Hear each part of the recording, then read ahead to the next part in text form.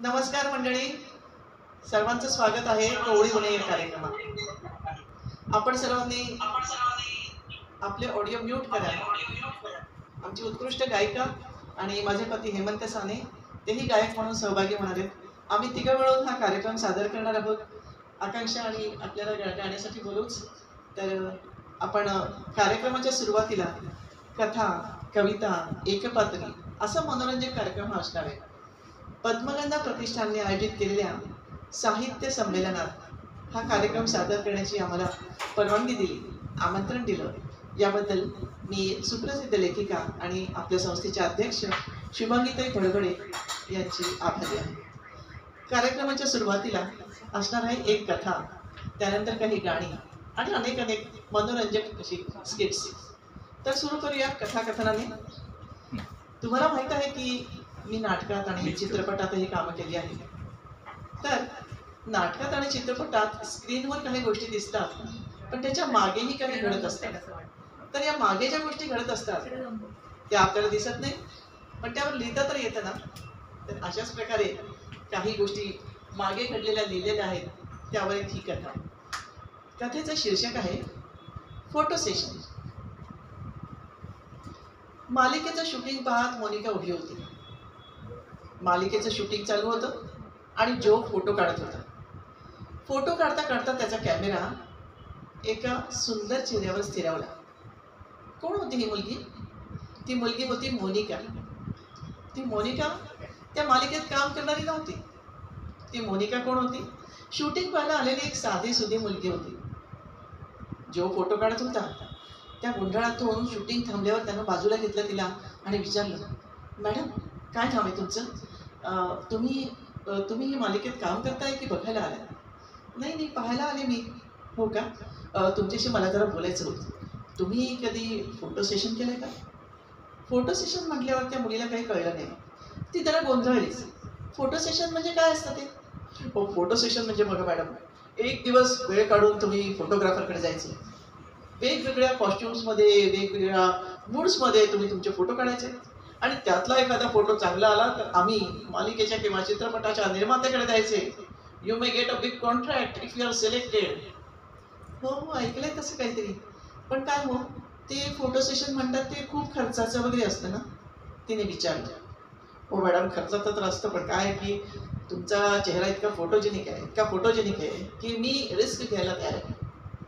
Risk म्हणजे काय? Risk म्हणजे असं की मी माझ्या खर्चानं तुमचं फोटो सेशन करायला तयार आहे. मग तर काही ना नसेल तुम्ही एक दिवस याल का वेळ काढून फोटो सेशन करायला? मोनिकाने इकडे तिकडे पाहिलं, कोणी ऐकत नाही ना. अहो काय आहे की माझ्या घरची मंडळी ना खूप ऑर्थोडॉक्स आहे, त्यामुळे ना कोणी परवानगीच देणार नाही फोटो सेशन करायला. ती म्हणाली, अहो मॅडम, घरच्यांना सांगायचंच कशाला पण. मी काय म्हणतो, तुम्ही कॉलेजमध्ये जाता किंवा वाचनालयात लायब्ररीत वगैरे जाता की नाही? घरातून बाहेर निघताच की नाही? तसं तुम्ही निघा आणि अर्धा दिवस वेळ काढून माझ्याकडे या. मी करून घेतो तुमचं फोटो सेशन. मोनिकाला वाटलं ऑफर तर चांगली आहे, पण आत्ता काय बोलूया नको, कोणाला काही कळायला नको. म्हणून ती म्हणाली, हो, मी तुम्हाला नंतर फोन करून सांगू का? तुमचे कार्ड देऊन ठेवा. मोनिकाने कार्ड घेतलं आणि पर्समध्ये ठेवलं. 2 दिवसांनी फोनवरून फोटो सेशन ठरलं ते असं की बुधवारी मोनिकाच्या घरची सगळी मंडळी बाहेर जाणार होती. ती एकटीच घरी राहणार होती. त्यावेळी तिनं दिलेल्या पत्त्यावर फोटो सेशन करायला जायचं ठरवलं. त्याचं कार्ड घेतलं, त्याचा पत्ता होता स्टुडिओचा. मग काय, फोटोग्राफरने सांगितलेलं होतं फोटो सेशनला येताना मॅडम काही वस्तू आणाव्या लागतील.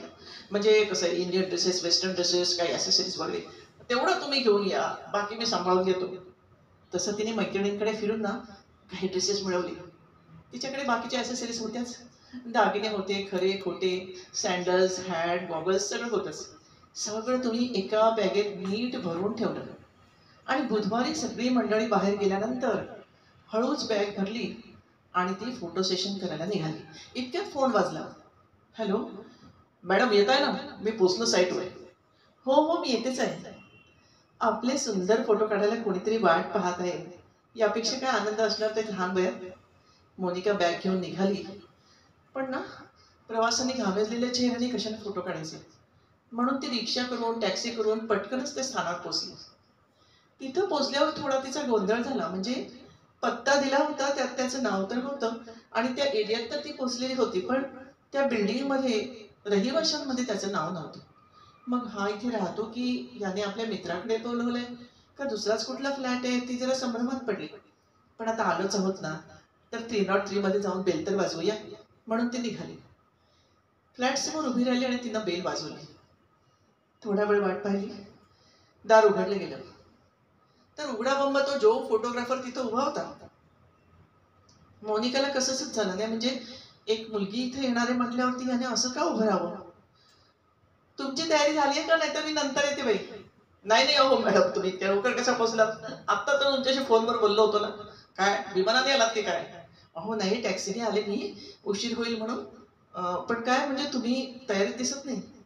हा नाही नाही, तुम्ही माझ्या या वेशात जाऊ नका, इथं मी साफसफाई करतो. तो हा बघा झाडू पडला इथे. अहो काय फोटो सेशन करायचं म्हणजे जागा साफ पाहिजे ना. कॅमेरा महाग असतो, जळमट असतात, ते काय काय, तर जरा पहिले स्वच्छ करावं तुम्ही येणार म्हणून. पण तुम्ही या, तुम्ही आतल्या खोलीत जा. आतली खोली स्वच्छ करून ठेवली आहे आणि खरोखरीच तुम्हाला छान वाटेल. तुमचं सगळं सामानही मांडून ठेवलेलं आहे मेकअपचं. मोनिका भीतभीतच पडदा बाजूला करून आत गेली. आत पाहते तर काय, खरोखरीच आरशासमोर सगळं सामान नीट मांडून ठेवलेलं होतं. पण काय हो, तुमचे ते हेअर ड्रेसर मेकअप मॅन वगैरे येणार नाही आहेत का, तिने विचारलं. अहो मॅडम, ते हेअर ड्रेसर मेकअप मॅन वगैरे आज नाही आहेत. कारण काय की ते आज आपण ट्रायल फोटो सेशन करतोय ना, ते फायनल फोटो सेशनला येते. काय आहे की आज ऍडचं फोटो सेशन आहे, जास्त काही मेकअप लागत नाही. एक हलकासा मेकअप करा, जातीच्या सुंदराला काय मेकअपची गरज आहे म्हणा. एक लाईट कलरचा ड्रेस, म्हणजे जरा कलरफुल ड्रेस घाला आणि या बाहेर, मी माझे जरा लाईट्स अरेंज करतो. त्याने तयारी सुरू केली. तिनं बघितलं त्याचं काही तिच्याकडे लक्ष नव्हतं. ती तयार झाली, मेकअप हलकासा केला, एक कलरफुल स्कर्ट ब्लाउज घातला, सँडल्स घातले आणि हॅड घालणार होती की त्याची बाहेर गेली आणि त्याला म्हणाली, एक्सक्यूज मी, हा ड्रेस चालेल ना. त्याने तिच्याकडे पाहिलं. ओ हो, wonderful wonderful madam, come on, you look great. हा कमॉन, आता तुम्ही बाहेर येऊन त्या मार्कवर उभे राहा. म्हणजे झाली ओके तयारी. ठीक आहे, या मार्कवर का, त्या मार्कवर उभं राहा आणि just bend bend bend and smile, that's it, click. पहिला फोटो निघाला. पहिला फोटो निघाल्यावर तिच्या अंगात इतकं बळ आलं, वेगवेगळ्या पोझेस देत ती आपोआपच फोटो सेशन करायला लागली. ही कला तिला येत होती हे तिला माहीत सुद्धा नव्हतं. या गोष्टीमुळेच तिला कळलं. अर्धा पाऊण तास झाल्यावरती ती दमली. काय हो हे लाईट्स तुमचे, किती स्किन भासतीये माझी. आणि हो, आर्टिस्टकडनं नुसतंच काम करून देत नाही बरं का. काही विचारलं का, चहा कॉफी वगैरे. आता मात्र तिच्या अंगात जरा हिरोईन पण आलं होतं. फोटोग्राफर मला, ओ सॉरी मॅडम, काय मी कामाच्या नादात अशा गोष्टी विसरून जातो. पण खरं सांगू का, तुमच्यासाठी कोल्ड्रिंक आणून ठेवलंय, ते फ्रीजमध्ये आहे, ते मी तुम्हाला देतो. जस्ट रिलॅक्स, लाईट्स ऑफ करतो मी. बसा, सोफ्यामध्ये बसा. मला सांगा, तुम्हाला काय आवडेल. एक मिनिट, कोल्ड्रिंक तर आणलंय पण स्ट्रॉ नाही. म्हणजे तुम्हाला ग्लास देता येईल, कारण तुम्ही छान ड्रेस घातलाय, उगाच ड्रेस खराब व्हायला नको. मी ग्लास घेऊन येतो, जरा वरच्या मजल्यावरून ग्लास घेऊन येतो, बसा इथे. मोनिका म्हणाली बरं.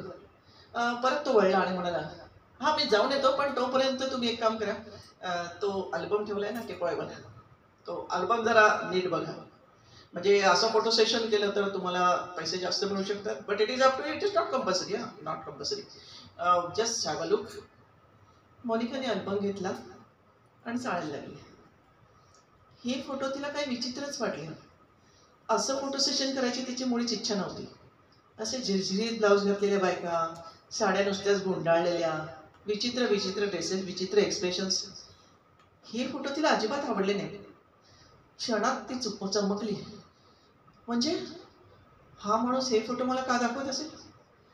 असं फोटो सेशन करून घ्यायची त्याची काही इच्छा तर नाही ना, किंवा इथे जबरदस्ती तर होणार नाही ना.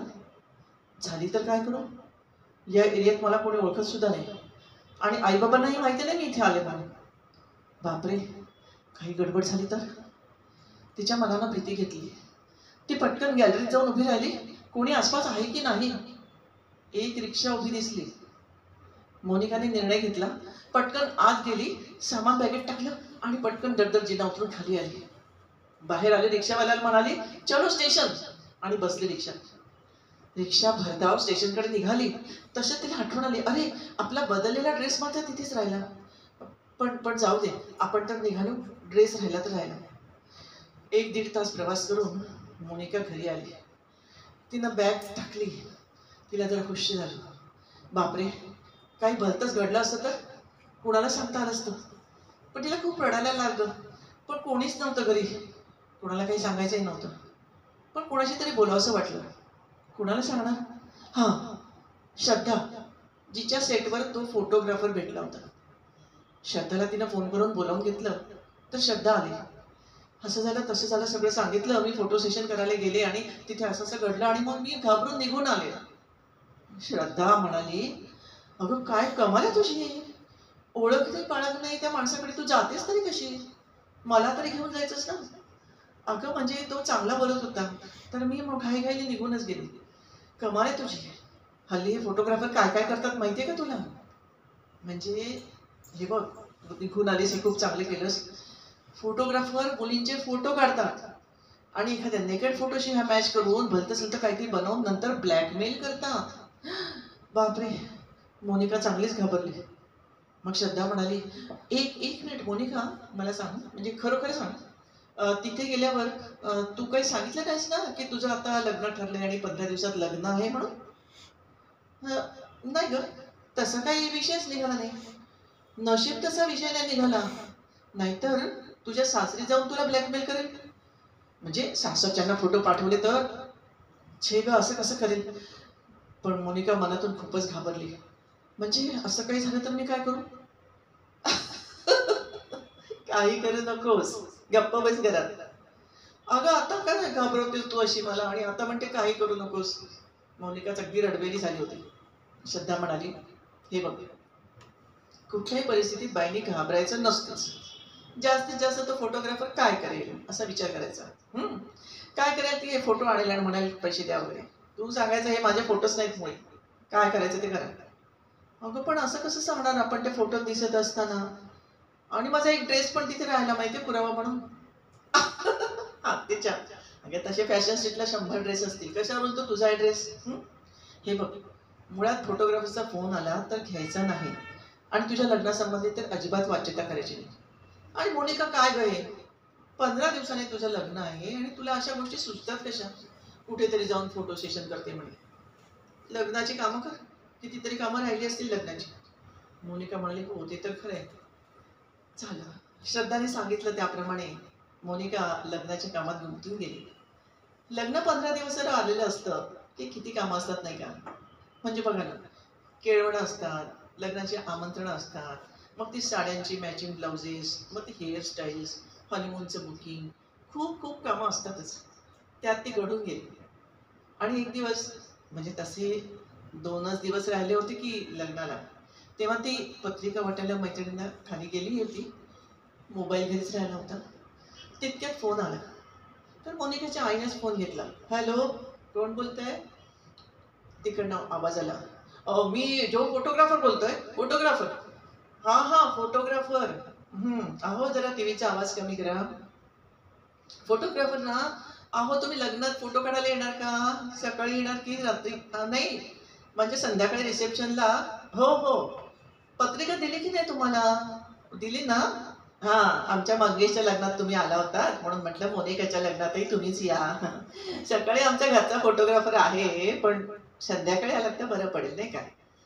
आईने सांगितलं आणि जॉबला कळलं की मोनिकाचं लग्न आहे वाटतं. तरी त्यांनी एकदा परत खात्री केली. कोणाचं लग्न मॅडम? हो, मोनिकाचं नाही का? मोनिकाला ओळखता ना तुम्ही लहानपणापासून? हा, तर तेच ना. तर तुम्ही या संध्याकाळी. मग कुठे काय? केळकर मंगल कार्यालय स्टेशनच्या समोर. असं म्हणून आईनं फोन ठेवला आणि जॉबला कळला पत्ता आणि वेळ सुद्धा. आता लग्नाला 1च दिवस उरला होता. अगदी आदल्या दिवशीची गोष्ट की मोनिकाने बॅगही भरून ठेवली होती, सासरी जाण्याची आणि एक हनीमूनला जाण्याची. आणि ती वाट पाहत होती सासूबाईच्या फोनची. लँडलाईनवर काय सासूबाईंचा फोन येईल म्हणून मोबाईल तर बंदच करून ठेवला होता. उद्या किती वाजता येणार स्वागत करायला ते सांगते, तोपर्यंत माझा मेकअप आणि हेअरस्टाईल होईल ना, असं ती विचार करत होती. इतक्यात लँडलाईन वाजलाच. मोनिकाने मेहंदी लावलेल्या हाताने फोन घेतला. हॅलो. पलीकडून आवाज आला. मी राणे बोलतोय, राणे. तुमचे फोटो माझ्याकडे आहेत आणि ते 15,000 रुपयांचे आहेत. तुम्ही येताय घ्यायला का मी येऊ द्यायला लग्नात सप्रेम भेट? कळलं का तुम्हाला? ह्या गडगडाट हास्याबरोबर मोनिका अगदी वितळून गेली. तिला वाटलं की हे हे हे सगळं ब्लॅकमेल प्रकरण सुरू झाले वाटतं. आता काय करावं तिला काहीच कळेना. इकडे तिकडे पाहत होती. बाहेर बाहेर कोणी फोन तर नाही ना घेतला. लँडलाईनचं दुसरं कनेक्शन बाहेर आहे. तिनं पडदा उघडून हळूच बाहेर बघितलं तर आई बाबा कामात गढून गेले होते. आई चांदीची भांडी पुसत होती आणि बाबा पैसे मोजत होते. असे करता करता हे दोघं इतके रमले होते की छान गप्पा मारत होते, उद्याचे बेत करत होते. अशा वेळी त्यांना कशाला ही गोष्ट सांगायची. ही गोष्ट कोणालाच सांगायची नाही असं तिने ठरवलं. रात्र तळमळत तळमळत काढली. कशी बशी तिला झोप लागली. सकाळ झाली. 9चा मुहूर्त. मोनिका छान तयार होऊन हॉलवर गेली. शुभमंगल सावधान. विघ्नहर्ता होताच पाठीशी, मग कसलं संकट येणार. लग्न अगदी थाटामाटात पार पडलं. लग्न पार पडल्यानंतर तिला खुशी वाटलं. सगळेजण छान बासुंदीवर ताव मारून पुष्पगुच्छ देऊन प्रेझेंट देऊन निघून गेले आणि संध्याकाळी रिसेप्शन सुद्धा सुरू झालं. ही नव्या थाटात उभी राहिली. अजित आणि ती जोडी अगदी छान शोभत होती. दोघं एकमेकांवर खुश होती. रिसेप्शन संपत आलं तसं तिने अजितला आईस्क्रीम दिलं. अजित सगळ्यांनी खाल्लं, आपणच नाही खाल्लं. आता एक घास भरवू का मी तुला? आणि हनीमूनची तयारी झाली आहे का रे? की बॅग करायला मलाच यावं लागेल? अशी थट्टा सुरू झाली. इतक्यात तिचं लक्ष दाराकडे गेलं. दारातून कोणती तरी एक धिप्पाड व्यक्ती येत होती. तिच्या हातात एक कसलं तरी पाकिट होतं. हो, हा तो जो फोटोग्राफरच आहे आणि त्याच्या हातात कसलं तरी पाकिटही आहे. ह्यात काय असेल? फोटो असतील, माझे फोटो. आणि ते लग्नात देईल तो मला की अजितला? अजितला नेमकं देईल तर मी काय करू? क्षणात तिने काही निर्णय घेतले आणि फोटोग्राफर धीम्या धीम्या गतीने डॅशवर आला आणि दोघांसमोर ते पाकिट धरून म्हणाला, कॉंग्रॅच्युलेशन्स मॅडम, हे घ्या तुमच्या लग्नात सप्रेम भेट. तुम्हाला देऊ का तुमच्या मिस्टरांना देऊ? तिने लाडाने ते पाकिट काढून घेतलं आणि म्हणाली, हे काय, माझ्या माहेरच्यांचं पाकिट मीच नाही का घेणार अजित? बसा हा, रिसेप्शनमध्ये एन्जॉय करा. मी येतेच. तुमची ओळखही करून द्यायची ना आईबाबांना. आलेच ना? असं म्हणून ती पटकन खाली सटकली. ते पाकिट घेऊन वधू पक्षाच्या खोलीत गेली. तिला ठाऊक होतं तिथे आता कोणीही असणार नाही. सगळे रिसेप्शनच्या गडबडीत आहेत. आत जाऊन तिनं कडी लावून घेतली. ते पाकिट तिला एकटीला सोडून पाहायचं होतं. काय होतं त्या पाकिटात? ते पाकिट तिथे उघडलं. काय होतं त्या पाकिटात? त्या पाकिटात काही फोटो होते आणि एक वर्तमानपत्राचं किंवा मासिकाचं गुळगुळीत कात्रण सुद्धा. आणि सोबत एक चेक जोडला होता. त्याला चिठ्ठी होती. मॅडम, तुमचे हे साधेच फोटो सुद्धा एका ॲड एजन्सीने सिलेक्ट केले होते. क्रीमच्या ॲडमध्ये तुमचा फोटोही छापून आलाय आणि त्याचं मानधन देखील मिळालंय. तुमच्या या फोटोंसोबत मी जोडला आहे तुमचा मानधनाचा चेक. 15,000 रुपयांचा चेक. तुमच्या लग्नात सप्रेम भेट. अभिनंदन. अरे बापरे, तिला खूपच आनंद झाला. म्हणजे तिनं जे फोटो सेशन केलं होतं त्यातला फोटो क्रीमच्या ॲडमध्ये आला होता आणि ती मॉडेल पण झाली होती. अरे वा, आनंदात आनंद. दुसरी बातमी. तिनं ते चेक गडबडीने पर्समध्ये ठेवून दिला आणि बाहेर गेली. ती जोगला शोधायला लागली. कुठे तो डॅम्बिश जोग? मला फसवतो काय? राणे बोलतोय, राणे काय? कुठे आहे तो जोग? तो छान रिसेप्शनमध्ये पुख्खा जोडत होता. त्याच्या पाठीवर थाप मारून ती म्हणाली, काय हो, मला फसवलत ना तुम्ही फोनवर आणि आता मला चेक देत आहे.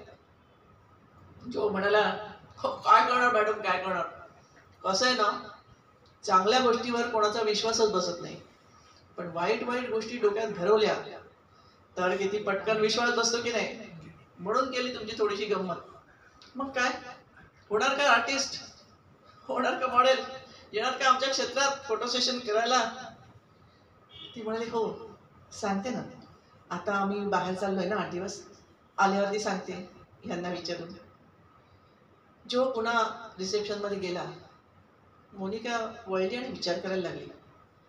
खरंच कोणत्याही गोष्टीला 2 बाजू असतात याचा मी कधी विचारच केला नाही.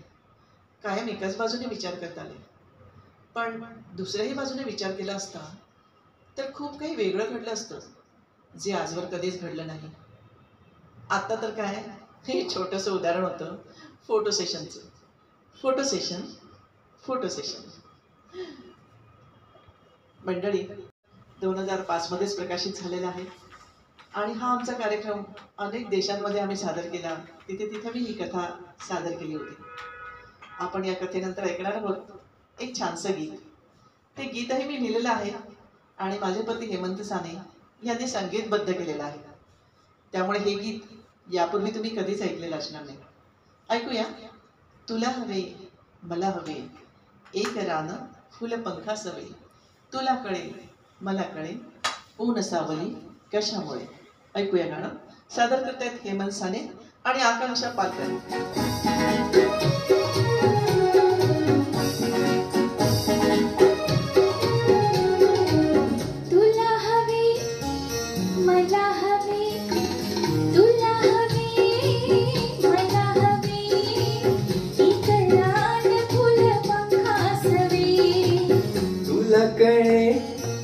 मला कळे तुला कळे मला कळे ऊन सावली कशामुळे.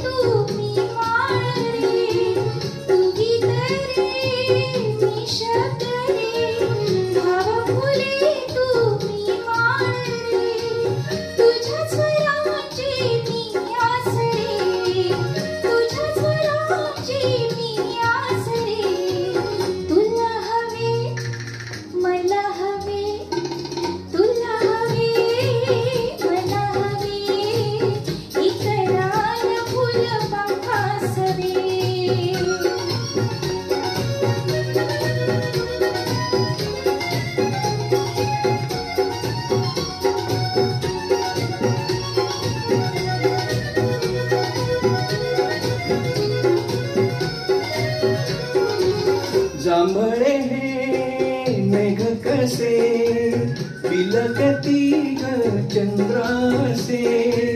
जांभळे हे मेघ कसे बिलकती ग चंद्रासे. चांदण्यात या जादू असे, चांदण्यात या जादू असे. तुला कळे मला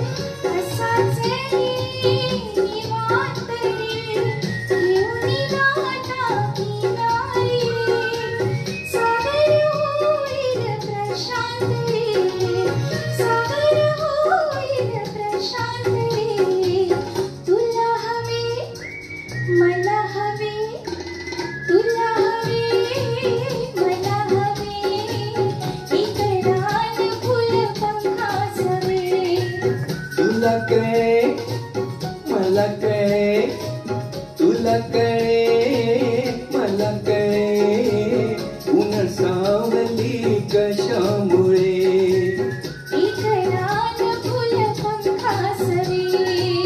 ऊन सावली कशामुळे.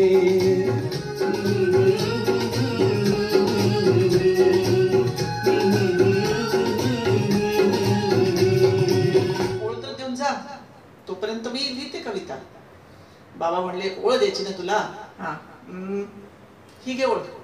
काय आई गेली ना स्वयंपाकघरात. ही घे ओळ. आई घाबरते पालीला.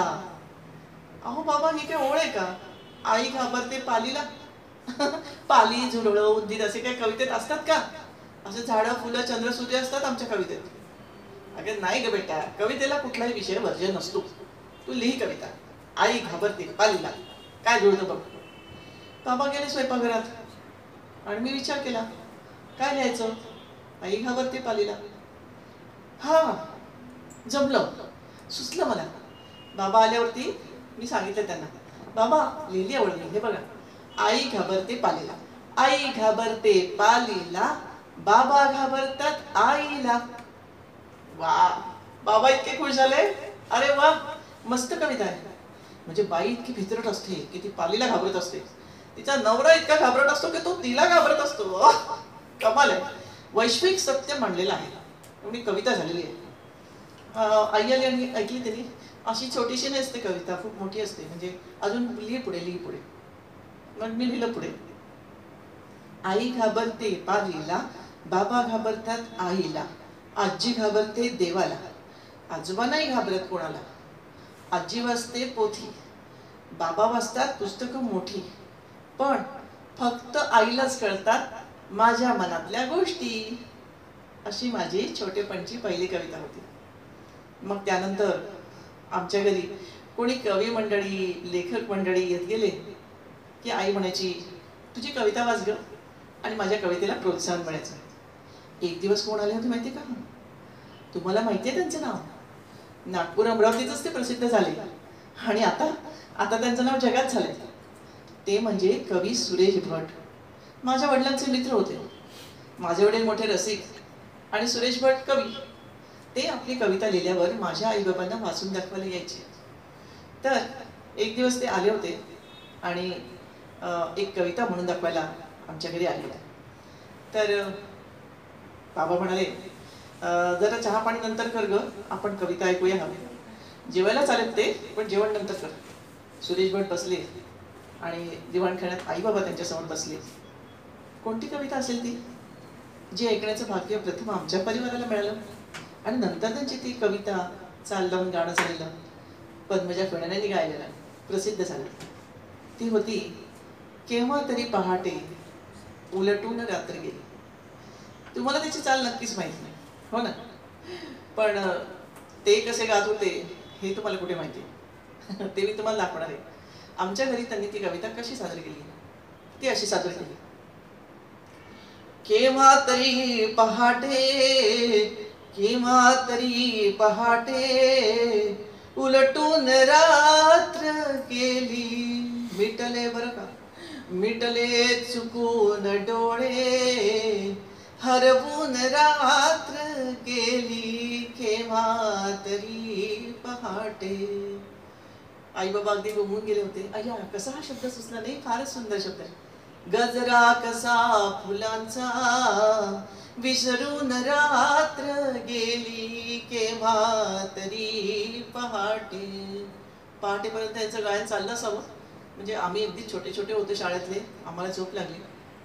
पण ही कविता नंतर खूपच प्रसिद्ध झाली. आपल्याला हे गाणं ऐकावंसं वाटत असेल तर 2 ओळी मी आकांक्षेला फरमाईश करते की या गाण्याच्या 2 ओळी तिनं आपल्या समोर गाव्यात आणि मग पुढची गंमत सांगते.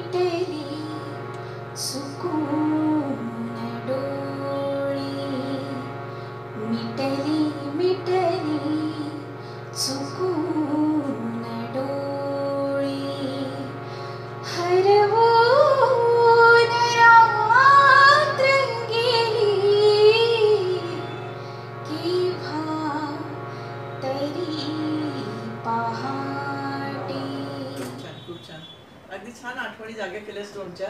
इतकं सुंदर गायन. तर मंडळी, हे गाणं नंतर जगप्रसिद्ध झालं, चाल लावली इतकी सुंदर वगैरे, आपल्याला सगळं माहिती आहे. तर आमच्या लग्नात सुरेश भट आले होते. म्हणजे मी असेल तेव्हा 20-21 वर्षाची. आणि वनिता मंडळ म्हणजे दादरमध्ये हे लग्न आमचं समारंभ सगळा जस्ट संपला असताना सुरेश भट आले. सगळ्यांना खूप आनंद झाला. म्हणजे अमिताभ बच्चन आल्यासारखा आनंद झाला. त्यावेळी काही नटनटी जात नव्हते काही लग्नामध्ये. कवी हे खूप प्रसिद्ध झाले होते त्यावेळी. ते लग्नामध्ये आले तर माझे बाबा म्हणाले, बसा बसा बसा, सगळी व्याही मंडळी बसलेलीच आहे तिथे आणि तुम्ही पण या. लोड तक्के मांडले होते, सगळेजण बैठकीत होते. सुरेश भट आलेत आणि आपल्याला ते कविता ऐकवणार आहेत बरं का. नवरा नवरींना बोलवा ते म्हणाले. मग आम्ही दोघं आलो. नुकत्याच अक्षता पडल्या होत्या आणि आम्ही आलो. आम्ही आल्यानंतर ते म्हणाले, बसा दोघं जण, ऐकवतो कविता. मला काय म्हटलं माहितीये, म्हणजे आत्ता जर का केव्हा तरी पहाटे ऐकवलं ना तर खूप छान होईल. दुसऱ्या दिवशी हनीमूनला जायचा मूड होता म्हणून नाही, पण आता त्या गोष्टीचा अर्थ कळायला लागला होता. तर आम्ही दोघं अगदी उत्कंठेने वाट पाहत होतो कोणती कविता म्हणतात. त्यांनी कोणती कविता म्हटली माहितीये का?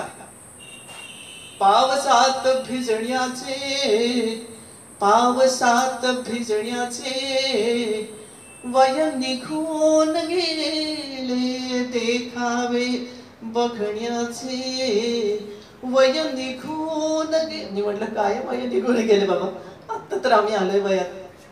त्यांचं कसं होतं, सगळी व्याही मंडळी मला डोलवत होती. होय बाबा, वय निघून गेले, वय निघून गेले.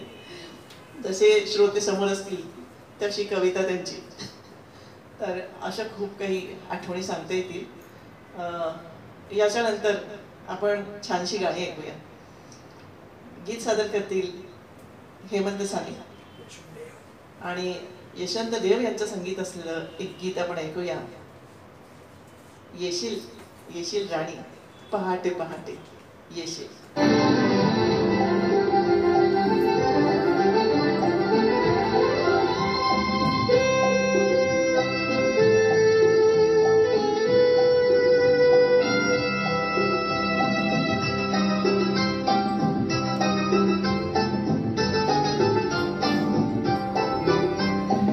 येशील येशील येशील राणी, पहाटे पहाटे येशील. येशील येशील येशील राणी, पहाटे पहाटे येशील.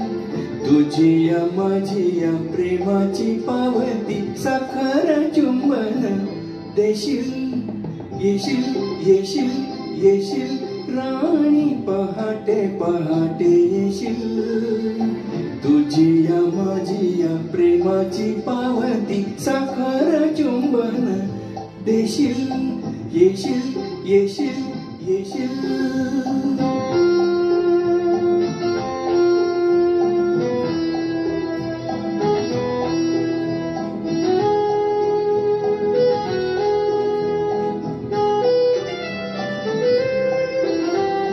ओले ती पहाट, शहाराची लाट, गळ्यात रेशमी बाहू.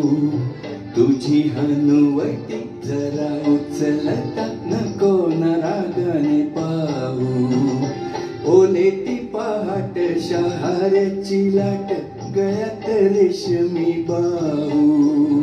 तुझी हनुवटी जरा उचलता, नको ना रागाने पाहू. प्राजक्त फुलांचा पाऊस झेलीत, मिठीत मिटून जाशील. येशील येशील येशील राणी, पहाटे पहाटे येशील. तुझी या माझी या प्रेमाची पावती, साखर चुंबन देशील. येशील येशील येशील.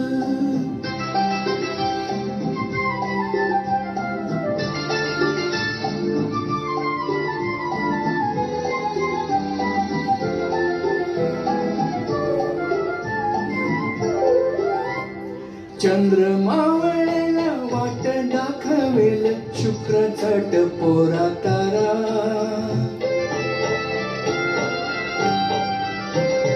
चंद्र मावळेला वाट दाखवेल, शुक्राचा टपोरा तारा.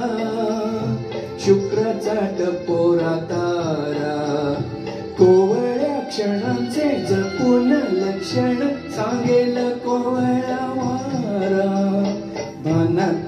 बसून गालात हसून ललाट चुंबन घेशील येशील येशील येशील राणी पहाटे पहाटे येशील तुझी माझी प्रेमाची पावती साखर चुंबन देशील येशील येशील येशील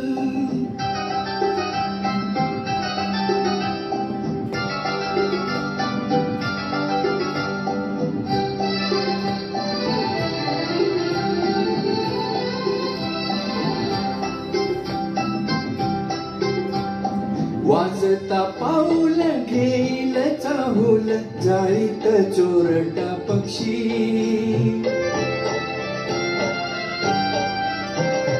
वाजता पाऊल घेईल चाहूल जाळीत चोरटा पक्षी जाळीत चोरटा पक्षी कोणाला दिसेना असू दे असेन मिलना एखादा साक्षी धुक्याने ढगांना झाकून टाकता मुक्याने माझी तू होशील येशील येशील येशील राणी पहाटे पहाटे येशील तुझी माझी प्रेमाची पावती साखर चुंबन देशील देशील देशील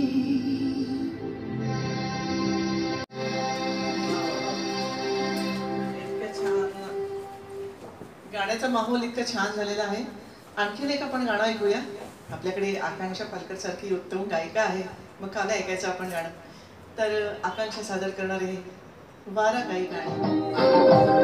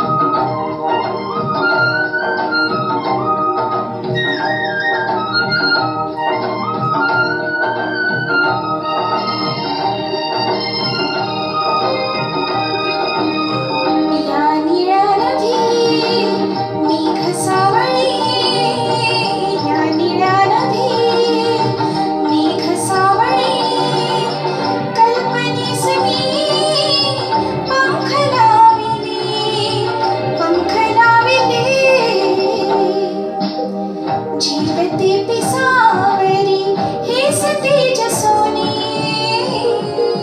वारा गाई गाणी प्रीतीची तराणी धुंद आजवेली धुंद फुल पाने वारा गाई गाणी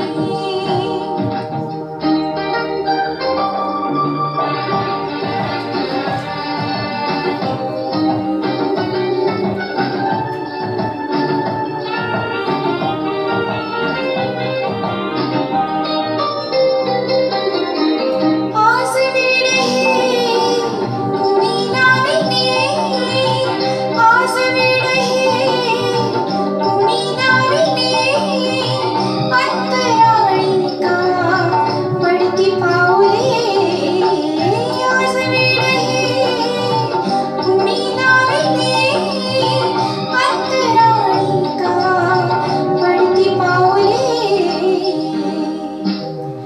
कशी सोडवू मी सुखाची उखाणी वारा गाई गाणी प्रीतीचे तराणी धुंद आजवेली धुंद फुल पाने वारा गाई गाणी. थँक्यू. माझ्या पुस्तकातली टायगरचा सल्ला नावाचा एक माझा विनोदी कथासंग्रह आहे. त्यातली ही कथा आहे. कथेचं शीर्षक आहे गोरी सून पाहिजे. मंडळी, तुमच्याकडे तुमच्या मुलाचं लग्न ठरणं वगैरे अशी वेळ आलीच असेल तर तुम्हाला माहिती आहे की समाजातले अनेक लोक जाहिरात देतात त्यांना मुलगी हवी असते म्हणून. मग वधू पाहिजे यासाठी जाहिरात देताना ते काय सांगतात? मुलगी कशी हवी? गोरी, सुस्वरूप, नोकरीवाली, हो ना? असं कधी कोणी म्हटलंय ही काळी हवी म्हणून किंवा काळी सून चालेल म्हणून? का नाही म्हटलं बरं? शिकलेली असेल तर नाही चालणार का? तर आता आपण कथा ऐकणार आहोत गोरी सून पाहिजे. कसं आहे की या कथेमधली जी स्त्री आहे ना, म्हणजे जी कथा सांगणारी बाई आहे ती थोडी सावळी आहे बरं का. तर ती आहे सुशिक्षित आणि प्राध्यापिका, पण रंगानं सावळी आहे. ती तुम्हाला ही कथा सांगते आहे गोरी सून पाहिजे. गोरी सून पाहिजे. ऐका. तसा माझा रंग अगदीच काही काळा नाही, सावळा आहे. पण सासूबाईंनी माझं नाव कालीमाताच ठेवून दिलं. रंग अगदीच काही काळा नाही, सावळा आहे. पण सासूबाईंनी माझं नाव कालीमाताच ठेवून दिलं. आणि माझ्या रंगाचा उद्धार करायला सारखा कालीमातेचा जप सुरू. ही साडी काहीला शोभणार आहे, कालीमाताच आहे आमच्या. अगं मुली, तू गोरी असलीस ना तरी तुझा अंधार काळा आहे. हो हो बाजूला, हो बाजूला. एक ना दोन सारखे टोमणे. आता मला सांगा, आपला रंग गोरा असावा, अगदी छान गोरापान असावा असं कोणाला वाटणार नाही का? पण पी हळद आणि हो गोरी असा काही फॉर्म्युला असतो?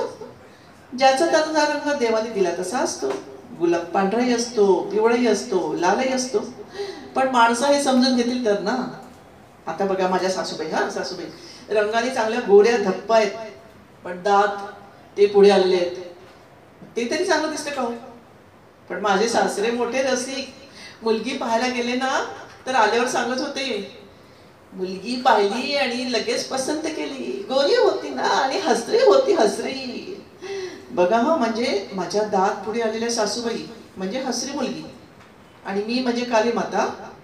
काय म्हणावं आता? पण खरं सांगू का, मी हसत हसतच संसार करायचं ठरवलं. कारण काय, धुसफूस करून काही प्राप्तच होत नाही ना. कशाला धुसफूस करायची? आता माझे मिस्टर नाही का पुरसलेल्या, म्हणजे आता ते खूपच प्रगत मनाचे आहेत. त्यांनी मला ना MA करायला लावलं, PhD करायला लावलं, डॉक्टरेट केली. मग एका पोस्टवर आले मी आणि छानपैकी इथं प्रिन्सिपॉल म्हणून बसलेली आहे. काय बिघडलं माझा रंग वाचून? मोठी मोठी माणसं भेटायला येतात, चर्चा करायला येतात, ॲडमिशनसाठी रांगा लागलेल्या असतात. बाई आम्हाला बघा, बाई आमचं एक काम करा, किती लोक मागे लागतात. मग आणि यांचं आपल्या घरी चालूच असतं, गोरी सून हवी होती, गोरी सून हवी होती. मग तुम्हाला सांगते, आमचा पहिला बाळ जन्मला ना तेव्हा, पहिल्या बाळाच्या वेळी म्हणजे काय झालं, सगळी मंडळी जेवायला बसलेली आणि मी त्यांना वाढते बरं का. सासऱ्यांची आणि चुलत सासऱ्यांची मोठी जोरात चर्चा सुरू. काय बाळाचा रंग काळा होणार की गोरा, काळा होणार की गोरा? नवे नवे तो काळाच होणार असं म्हणताना माझ्या रंगाचा उद्धार करायला मिळत होता. मी काय खचले नाही, लक्षही दिलं नाही. त्यांना वाढत राहिली. भजी वडू का, भात वडू का, इतकी थंड राहिली. अहो तुम्हाला सांगते, माझा दीर छान गोरापान आहे, दिसायला अगदी हिरो आहे, अभ्यासात झिरो आहे. गोऱ्या रंगामुळे मार्क मिळतात का? नाही ना. मग यांचं काय, पहिल्या वर्षी 1 स्टार, दुसऱ्या वर्षी 2 स्टार, तिसऱ्या वर्षी 3 स्टार. एटीकेटी हो, असे आपले इंजिनिअरिंगच्या टर्म्स काढतायत. माझं काही अडलं नाही. मी माझ्या कॉलेजमध्ये सुखी असते. माझ्या कॉलेजमध्ये येतो का गिरट्या करायला, मुलींना बघायला.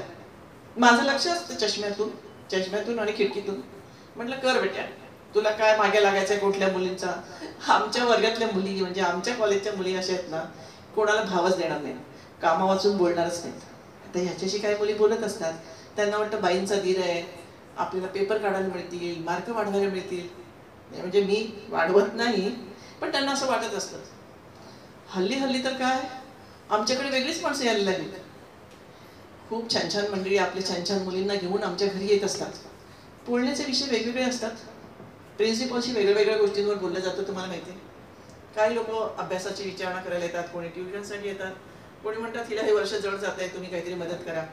मी सांगते, जसा सल्ला सांगता येईल तसं सांगते.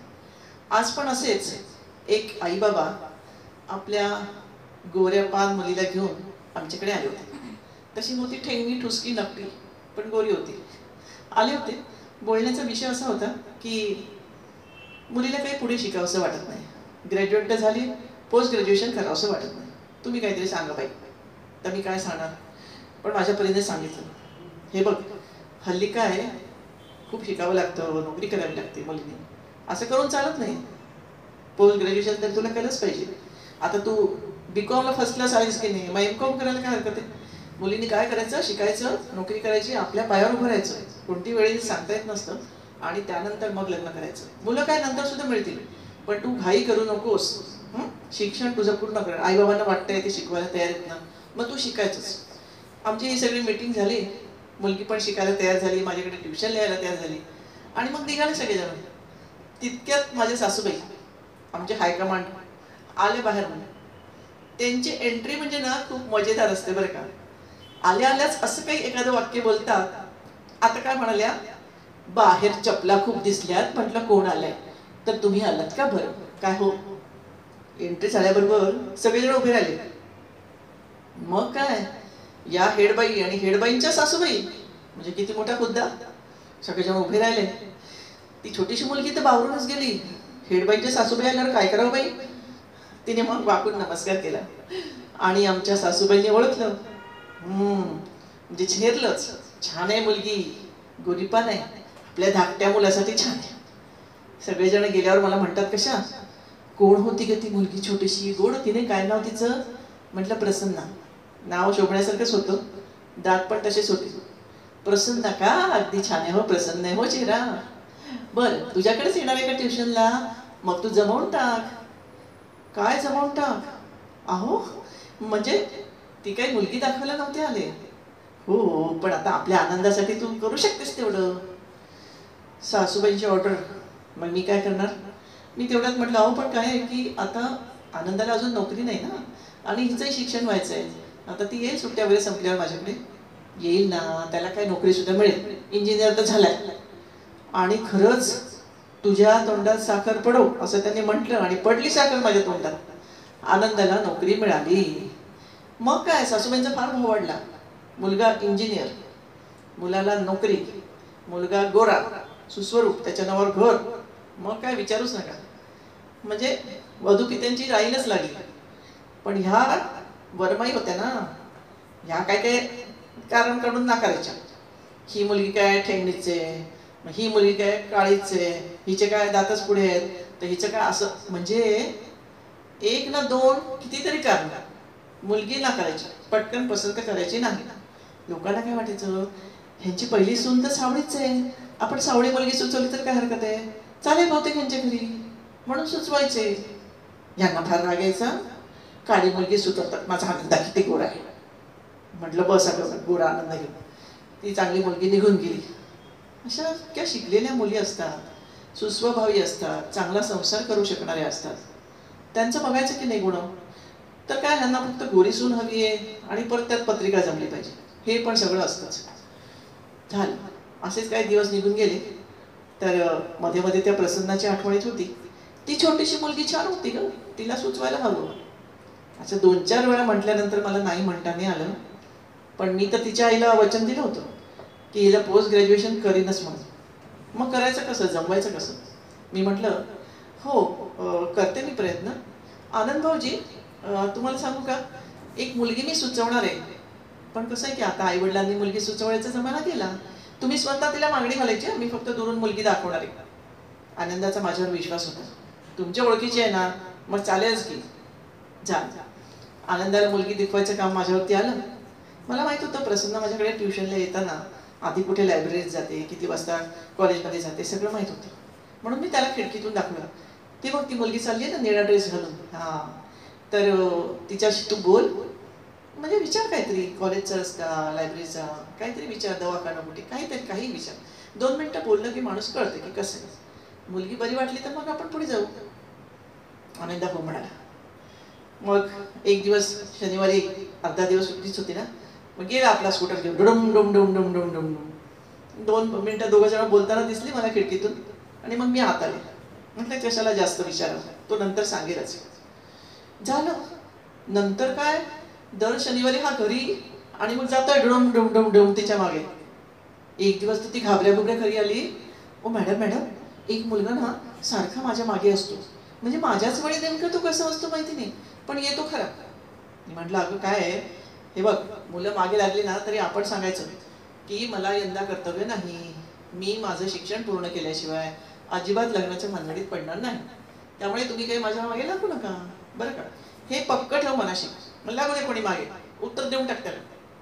माझी विद्यार्थिनी आपल्या मताशी निर्णयाशी पक्की राहणार होती, हे मला माहित होतं. म्हटलं लाग बेटे तू किती मागे. आमचं बोलणं संपतंय ना संपतंय, तोच आनंदाची बाईक आली. डुडुम डुम डुम डुम डुम डुम डुम. मी म्हटलं झालं, माझं बिंग आता फुटणार आहे. इतक्यात प्रसन्नच धावत बाहेर गेली त्याला रिसिव्ह करायला आणि म्हणते कशी, हे काय तुम्ही इथे पण आलात? तो म्हणतो म्हणजे तुम्ही इथे कशाला आलात? म्हणजे काय, मी तर इथेच असते रोज 3 ते 5. मॅडमचं घर आहे आमच्या. सांगते बरं का आणखीन टायमिंग पण. आणि तो म्हणतो अच्छा अच्छा 3 ते 5. मी नेहमी 6 नंतर येतो ना, त्यामुळे आपले भेट नाही झाली. हां कसे काय, हॅलो. ती माझ्याकडे त्याच्याकडे पाहायला लागली. अगं हा माझा धीर आहे आनंदा. आनंदाच्या आतमध्ये चहा पाणी ठेवले, सगळं बिस्किट वगैरे. आमची ट्युशन चालली रे. आनंद गेला आतमध्ये. त्याला माहित होतं हीच मुलगी आपल्याला दाखवली, पण तिला काही माहिती नाही आहे. चाल. या दिवसानंतर काही दिवसांनी मी आनंदाला विचारलं, आनंद भाऊजी काय कशी वाटली मुलगी, बरी आहे का? आनंद म्हणाला हो मॅडम, मला छान वाटली आहे तुमची विद्यार्थिनी. मॅडम काय, हो हो. वहिनी तुम्ही काय मला चांगलीच मुलगी दाखवाल, तुमच्या माहितीतली आहे ना? हो हो. मग आता मी तिला मागणी घालू का? हे ऐकल्यावरती माझ्या पोटात तसं झालं. हो नाही नाही, एवढी घाई नाही करायची. भाऊजी तुम्हाला सांगू का, एखादी मुलगी आपल्याला आवडली तर आपण काय करायचं माहिती आहे का, आपण तिला आवडेल ते करायचं. म्हणजे मग आपण तिला आवडतो ना. अहो पण तिला काय आवडतं ते मला कसं कळणार? आनंदाने विचारलं. मी सांगते ना, तिला आता M.Com करायचं आहे, म्हणजे अभ्यास आवडतो. तुम्ही तिला अभ्यासात मदत करा ना, म्हणजे तुम्ही तिला आवडाल. मदत म्हणजे ती आता मोठ्या मोठ्या नोट्स काढायला जाते, तिला पुस्तकं आणून द्यायची लायब्ररीतनं, तिला लायब्ररीत घेऊन जायचं. मग कधी कधी तिचे पेपर्स पाहायचे, ते नीट सोडवले का बघायचे. पुष्कळ कामं करता येतील. आणि किती दूर राहते ती, तिला पोचवा तरी घरी. आनंद अगदी आनंदाने तयार झाला. हो. मग दोघांची छान मैत्री झाली. म्हणजे अभ्यासात तो खरंच मदत करत होता, तर प्रसन्न खुशच होती. झालं. असेच काही दिवस गेले. प्रसन्ना अतिशय खुश होती, तिचे आई वडील सुद्धा खुश होते. त्यांना वाटलं वाईनचा धीर किती मदत करतो, घरी पोचवतो, मोठी मोठी पुस्तकं आणून देतो, पेपर तपासले की निवडतो आणि म्हणतो अरे एवढे कमी मार्क का मिळाले, चांगले मार्क मिळायला पाहिजे तुला टेस्टमध्ये, आता अजून अभ्यास कर. असेच काही दिवस गेले. प्रसन्नाची परीक्षा जवळ आली. इतक्यात एक वेगळीच घटना घडली. काय माहिती, भाऊजी म्हणजे आमचे आनंद भाऊजी एक पेपर नाचवत नाचवत माझ्याजवळ आले. म्हणाले वहिनी वहिनी गुड न्यूज. म्हटलं काय झालं? अहो मला अमेरिकेला नोकरी मिळाली. अमेरिकेला? एकदम कशी काय? हो मध्ये मी इंटरव्ह्यू नव्हता का दिला त्या कंपनीचा, हा तर त्यांचं मला पत्र आलंय. काय 1 महिन्यात रुजू व्हा. आणि बरं का वहिनी, माझं तिकीट तर मिळणारच आहे, पण तिथे राहायची पण सोय होणार आहे. आणि बरं का वहिनी, लग्नाचं म्हणजे माझ्या बायकोचं तिकीट मिळणार आहे. अहो पण बायको आहे का तुम्हाला? काहीतरी काय भाऊजी. हो म्हणजे आता लग्न करून टाकेन ना मी. आता त्या मुलीशी म्हणजे तिला मागणी घालून लग्न करू का मी आता? मग मला एकदम आठवलं की प्रसन्नाच्या बाबतीत मी याला सुचवलं होतं नाही का. हो हो, एवढ्या घाईने तुम्ही विचारणार का तिला? हो म्हणजे काय बहिणी, 1 महिन्यामध्ये सगळं व्हिसा वगैरे सगळं व्हायला पाहिजे आणि मग तिचं तिकीट काढून जायला पाहिजे आणि निदान तिची परवानगी आहे का, घरची परवानगी आहे का हे विचारायला पाहिजे. तर मग आता मी उद्याच तिला विचारतो ना. बापरे, माझ्या पोटात गोळा चला, कारण आता प्रसन्नाची परीक्षा उद्यावरती आली. आता पेपरच्या दिवशी हा तिला विचारणार का? आता काय करावं बरं, याला कसं थांबवावं? याचंही बरोबर आहे, महिन्याभरात व्हिसा व्हायचा आहे आणि हिचं तर शिक्षण व्हायला पाहिजे. तिच्या आईवडिलांना मी वचन दिले. भाऊजी एक काम करा, उद्यापासून तिचे पेपर सुरू होत आहेत ना, पहिला पेपर होऊन जाऊ दे, नंतर 8 दिवस सुट्टी आहे. त्या 8 दिवसात तुम्ही तिला विचारा. काय आहे, पहिला पेपर आहे, टेन्शनमध्ये असतो माणूस, उगाच नाही वगैरे म्हणेल, विचार करायला पण वेळ मिळणार नाही. मग 8 दिवसात विचार करेल ना. भाऊजी काय माझ्या शब्दाबाहेर नव्हते. झालं, भाऊजींनी ठरवलं. पहिल्या पेपरला हाच तिला घेऊन गेला स्कूटरवर, डुडुम डुम डुम डुम डुम बाईकवर घेऊन गेला. प्रसन्ना गेली पेपर लिहायला आणि आनंद बाहेर बसून राहिला. प्रसन्नाचा पेपर छानच जाणार होता, खूप अभ्यास झाला होता. तसं तिने पेपर छान लिहिला आणि बाहेर आली. मस्तपैकी घराची किल्ली फिरवत फिरवत बाहेर आली तर हा बसलेला. हे काय, तुम्ही अजून इथेच बसून राहिला? तो म्हणाला, हो ना, तुझा पेपर होता आणि माझाही पहिलाच पेपर होता.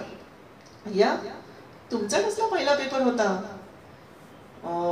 मी तुला मागणी घातली तर तू हो म्हणशील का?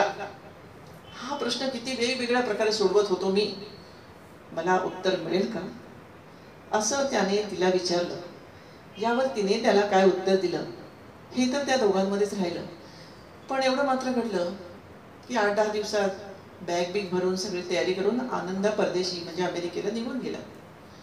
मी तरी कशाला विचारू तिला काय झालं म्हणून. झालं, काळ काही कोणासाठी थांबत नाही. आनंद जरी अमेरिकेला निघून गेला तरी तिचं शिक्षण सुरूच होतं.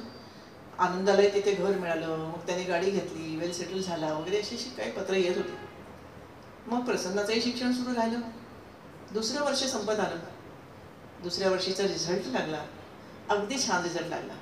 प्रसन्न फर्स्ट क्लासमध्ये पास झाली होती आणि मी तिच्या आईवडिलांना दिलेलं वचन मी पूर्ण केलं होतं, याचा मला खूप आनंद झाला. तिचे आई बाबा पेढे घेऊन घरी आलेच ना. घ्या घ्या मॅडम, पेढे घ्या. झाली मुलगी M.Com पास आणि तिला नोकरीचा कॉल पण आले बरं का. तर तुमच्या सासूबाई कुठे आहेत? त्यांनाही पेढे देऊन आलोय. आता हे ऐकल्यावर सासूबाई लगेच आतमध्ये आल्या. हो हो, आहे ना मी इथे. अहो पण तुमचा मुलगा आनंद कुठे आहे? त्याने तर किती मदत केली होती तिच्या अभ्यासात, त्याला पहिले पेढे द्यायलाच पाहिजे बरं का गो, आणते. असं म्हटल्याबरोबर सासूबाई लगेच, नाही नाही, आता तो अमेरिकेला गेलाय ना, तिथे वेल सेटल झालाय छान, आता इथे नसतो तो. हो काय? असं म्हटल्याबरोबर प्रसन्नाच्या आईबाबांनी एकमेकांकडे लूक दिला. साहेब, मला अर्थ कळलं त्याचा, मी काही लक्ष दिलं नाही. ते म्हणाले, अच्छा वेल सेटल झालाय का, अमेरिकेला गेलाय का, मग यंदा कर्तव्य आहे का आपल्या सुपुत्रांना विचारा. म्हणजे प्रसन्नासाठी विचारतोय. मुलगी तर आपल्या ओळखीची आहे, आपल्याकडे येतच होती, तिचे संस्कार छान आहेत, तुम्हाला माहिती आहे. हो हो, पाहिजे की प्रसन्ना, पण पत्रिका आहे का मुलीची? म्हणजे पत्रिका आणली तर बरं पडेल नाही का जुळवायला. मनात म्हटलं, कशाला तुम्हाला आता पत्रिका हवी आहे? तुम्हाला आवडलेल्या मुलीला जे तिच्या आईवडिलांनी तुम्हाला स्वतःहून विचारलं, यापेक्षा काय पाहिजे तुम्हाला? हो म्हणून टाका. नाही पण ती वरमाई कशी लगेच हो म्हणेल. आता प्रसन्नाच्या आईवडिलांना काय हा प्रश्न वेगळा नाही वाटला पत्रिकेचा, त्यांना सवयच होती. ते म्हणाले, हो हो, पत्रिका ना, हो आहे की, पुढच्या आठवड्यात आम्ही इथे येतोय, चांगलासा दिवस पाहून पत्रिका घेऊन येऊ बरं का गो. आणि मग यांची काहीतरी तारीख ठरली. झालं, 8-10 दिवसांनीच ते येणार होते, म्हणजे काय खूप दिवस नव्हते मध्ये. पण अशातही काही घटना घडली. घटना म्हणजे काय की आता आनंद अमेरिकेला होता, त्याचं एक ईमेलवरून पत्र आलं. पत्र सासूबाईंना आलं होतं, पण मी त्यांना ते वाचून दाखवलं. आई आई तुला गोरी सून हवी होती की नाही? मी तुला गोरी सून आणणार, आणतोय. इथंच एका अमेरिकन मुलीशी माझा विवाह होणार आहे. आई वडिलांना विचारण्याचा त्यांच्यात प्रश्न नसतो. त्यामुळे लग्न करूनच आम्ही भारतात येतोय तुझा आशीर्वाद घ्यायला, तुझा आणि तुझाच आनंदा. हे पत्र वाचलं मात्र आणि सासूबाईंनी डोक्याला हात लावला आणि मटकन खाली बसल्या. का? म्हणजे ती प्रसन्न मुलगी होती, तिच्याशी काय जुळवायचं होतं वगैरे, आणि तिची पत्रिका आणणार होते वगैरे. मग काय करायचं? हा काही प्रश्न नव्हताच. प्रश्न वेगळाच होता. ती गोरीपान अमेरिकन सून जेव्हा आमच्या घरात येईल तेव्हा यांना, म्हणजे माझ्या सासूबाईंना, काली माता म्हणणार नाही ना, हा प्रश्न होता. कळलं? तर मंडळी, ही होती कथा गोरी सून पाहिजे. तर यानंतर आपण परत एक गाणं ऐकूया. एक छानसं आपण गाणं ऐकूया. तर आपल्याकडे खूप छान छान गाणी आहेत आणि खूप छान छान गायिका पण आहेत. आपण एक गाणं ऐकूया. आकांक्षा पालकर सादर करते आहे गीत जीवनात ही घडी अशीच राहू दे. आपल्या नागपूरच्या लाडक्या यशवंत देवांनी हे गीत लिहिलं पण आहे, संगीत पण त्यांचं आहे. यशवंत देव आमच्याकडे नागपूरला घेत असत.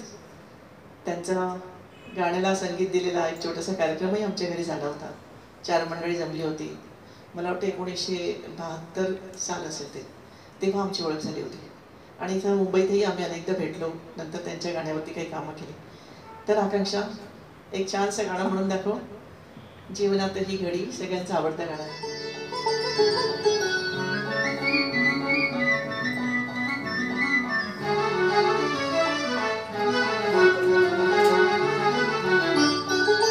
जीवनात ही घडी अशीच राहू दे. जीवनात ही घडी अशीच राहू दे. प्रीतीच्या फुलावरी वसंत नाचू दे. जीवनात ही घडी अशीच राहू दे. जीवनात ही घडी अशीच राहू दे.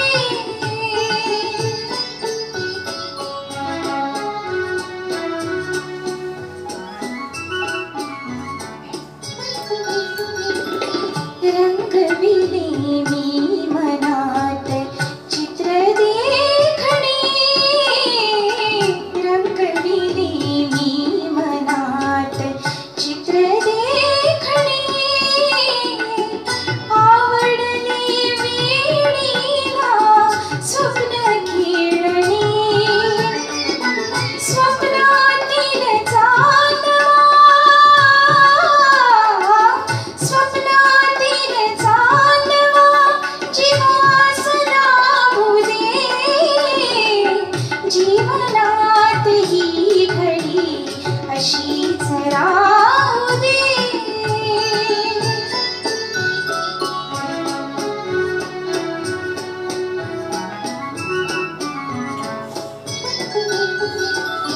हळूच तुला बघण्याचा छंद आगळा.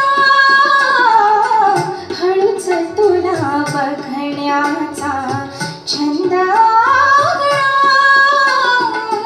लज्जेचा त्या विणका, लज्जेचा त्या विणका अर्थ वेगळा.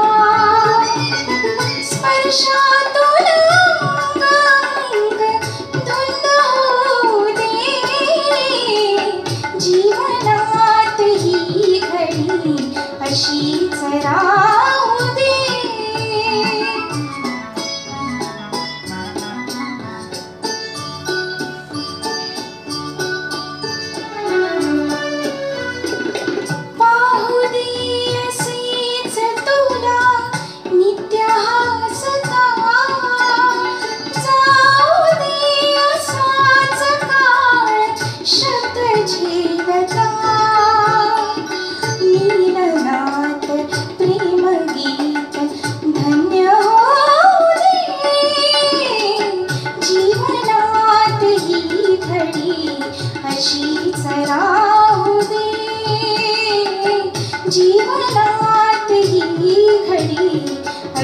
हीच राहू दे.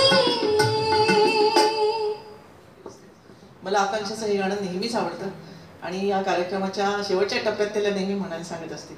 आकांक्षा आमच्या कार्यक्रमात अनेक वर्ष आहे, 10 वर्ष आम्ही एकत्रच काम करत आहोत आणि आता म्हणजे ती तेव्हा छोटी मुलगी होती आणि आता ती मोठी झाली आहे आणि तिचं लग्न झालं आहे. छानपैकी तिचा संसार सुरू आहे हे बघूनही आम्हाला बरं वाटतंय. तर हे गाणं खरं आधीच्या पिढीचं आहे, पण या पिढीने सुद्धा आत्मसात केलेलं आहे, त्याचा अर्थ तिला कळतोय. मंडळी, आता तुमच्यासमोर एक छानसा मनोरंजक एकपात्री कार्यक्रम मी करून दाखवणार आहे. ह्या कार्यक्रमाचं शीर्षक आहे मुलगी दाखवण्याचा कार्यक्रम. तर आता या कार्यक्रमामध्ये तुम्हाला मी काय सांगणार आहे. एक वीणा पाटे म्हणून माझी एक मैत्रीण आहे बरं का, तिचं नुकतंच लग्न झालं आणि ती तुमच्याकडे हळदी कुंकवाला आली. तर आता तुमच्याशी खूप काही बोलायचं आहे. हे काय बोलणार आहे वीणा पाटे. टकमक आपल्या माझ्याचकडे पाहत होत्या, जसं काही मंगळसूत्र कधी पाहिलंच नाही, कारण ते माझ्या काळात आहे ना. आता माझं लग्न काही जमत नव्हतं असं थोडंच आहे. तुम्हीच पहा, 22व्या वर्षीच मी MA झाले, 2च मार्कांनी क्लास गेला हा माझा. तर लहान आहे अजून असं म्हणण्यात गेली 2-3 वर्ष आणि मग झाली एकदाची बरं संशोधनाला सुरुवात. हो, प्रथम बाई मला अशी ट्रे घेऊन जायची भीतीच वाटायची. नंतर झाली म्हणा सवय. काय एक अवतार बाई मुलांचे आणि प्रश्न तरी काय. आता गंमत सांगते ना एक तुम्हाला. एकदा की नाही, एक मुलगा मला पाहायला आला. टक्कलवालाच होता मेला, पण विचारतो कसा. मिस, मला हे सांगा की स्त्री ही पुरुषाच्या पुढे आहे की मागे आहे. सांगणार होते चांगली. अरे बसली तुझ्या डोक्यावर, आय मीन टकलावर. पण म्हटलं जाऊ द्या, उगाच कशाला अपमान करायचा. मग म्हटलं आजची स्त्री ही पुरुषाच्या पुढेही नाही आहे आणि मागेही नाही. स्त्री ही पुरुषाच्या हृदयात असते. माझं काव्य काही कळलं नाही त्याला, नापसंत केलं मला. जाऊ दे, मलाही नव्हताच आवडला. आणखी कसा चालला होता हा चष्मिश. अहो विचारतो कसा.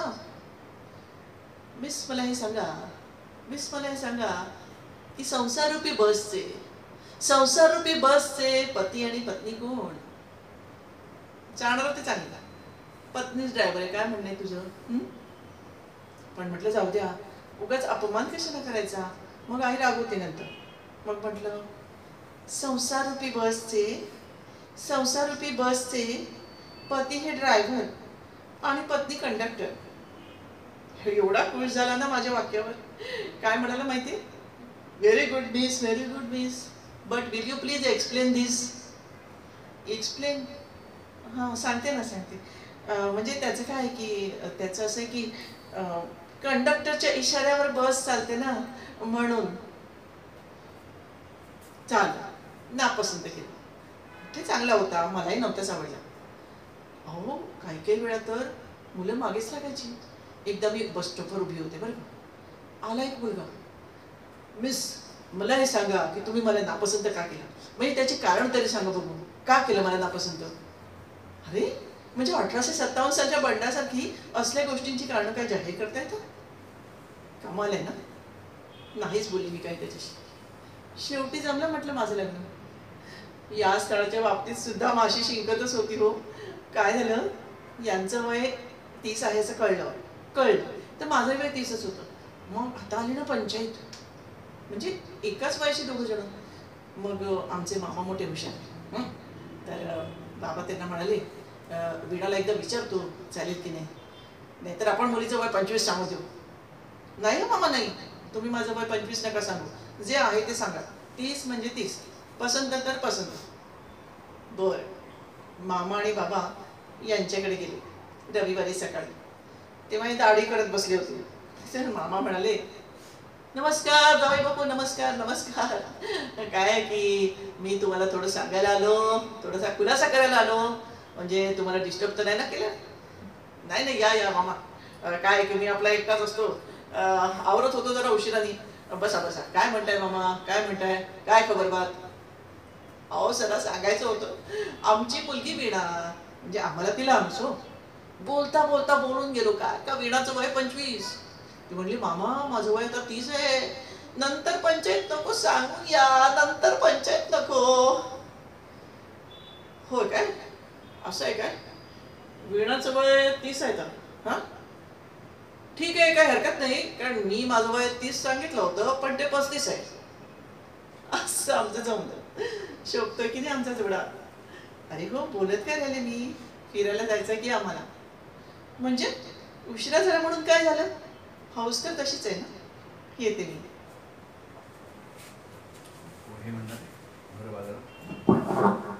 म्हणजे एका मागे एक इथे राहिले. आधी ते मला म्हणाले की कसं बेटा मेघा, आपण जेव्हा कॉलेजला जातो आपण एक मोठी कविता लिहितो. आपल्याला काय वाटतं का ती कविता आहे, पण ते असतं लेक्चर. त्या कविता आणि लेक्चर यातला फरक शोधला पाहिजे. मग तो फरक मी शोधत आले, वेगवेगळ्या प्रकारच्या कविता लिहित आले. एक मिनिट येणार जरा. तर या कविता लिहिण्यामध्ये एक लिहिलेली लावणी, ही लावणी मी आपल्यासमोर सादर करणार आहे. आपण सगळेजणी घरात जरी अनम्यूट असलात तरी मला साथ देणार आहात.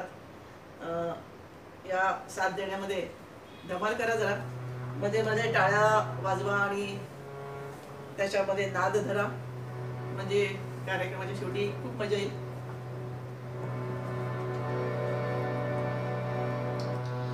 देव असं न करो, पण जर एखादीचा बंदा रुपया जर कुठे बाजारात सांडला लवणला तर तिची काय अवस्था होईल, ती त्याला कशी शोधेल. ऐका. भर बाजारात भर बाजारात भर बाजारात कुठे कुठे मी शोधू त्याला. भर बाजारात कुठे कुठे मी शोधू त्याला. होत सांभाळीला होत सांभाळीला बंद रुपया कनवटीला. भर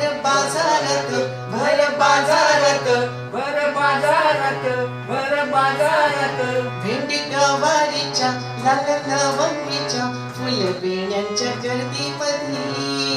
भेंडी गवारीच्या लाल लवंगीच्या फुलवेण्यांच्या गर्दीमध्ये. अग हरवला चंद्र माझा चमचमता. अग हरवला चंद्र माझा चमचमता. भर बाजारात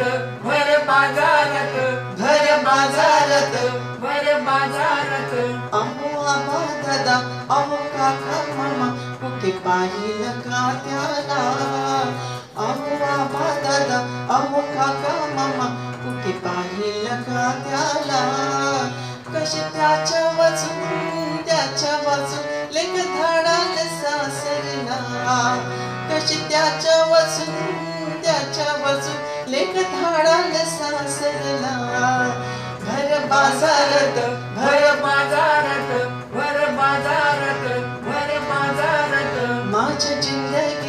माझ्या जिंदगीचा रुपया नशिबाचा. माझ्या जिंदगीचा रुपया नशिबाचा. कसा निसटला दोन बोटांच्या खिडकीतला. कसा निसटला दोन बोटांच्या खिडकीतला. भर बाजारात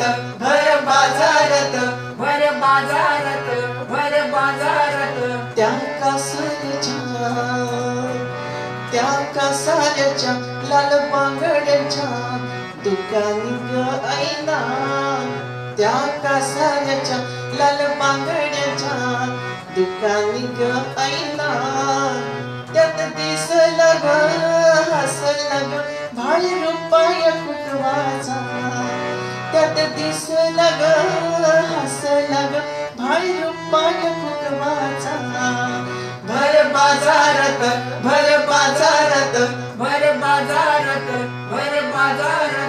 मग धीट होऊन आन आयटीत चालून गेले ग मी घरला.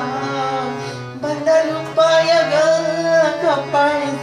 नाही कोणीच चोरीला बदल पाय ग कपाळीचा नाही कोणीच चोरीला भर बाजारात भर बाजारात भर बाजारात भर बाजारात.